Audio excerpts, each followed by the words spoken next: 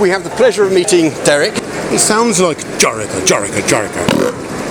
That sounds magnificent. And I wonder what happened when we draw the air from the outside, because that's what we're doing with a vacuum. Okay, so we've got a little We've got a valve and a gauge. So we know what the vacuum pressure is. A vacuum pressure. Well, it is a vacuum pressure. It's a negative pressure. There's a negative pressure. Yeah, okay. Yeah. And then the great joy is it was called a Jericho pump. And I can give you information. Okay. It sounds like Jericho. That sounds magnificent. Will you pick that up? Oh yeah. Did you see what's happening there? In the tube, you see it's blowing up. I'm drawing the air from the outside of that toothpaste tube. So what kind of pressure are we at here? We are talking here almost the vacuum we have in space. Wow. I can carry on and I can recreate the vacuum in space a little bit longer. Yeah. There we go.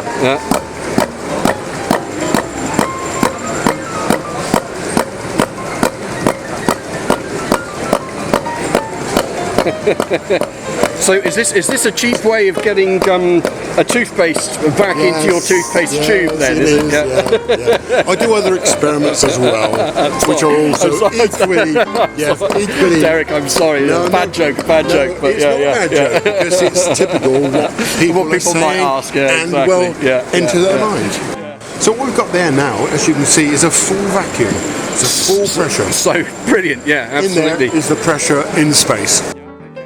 And then to release that, you would turn this knob, and what I suggest you do, camera, is just focusing on the toothpaste tube here, and Derrek will kindly release the vacuum. Release the vacuum to allow the air to come back in. Yeah. And of course, when the air comes back in, it collapses again, goes back to its original state. Look at that. There we go.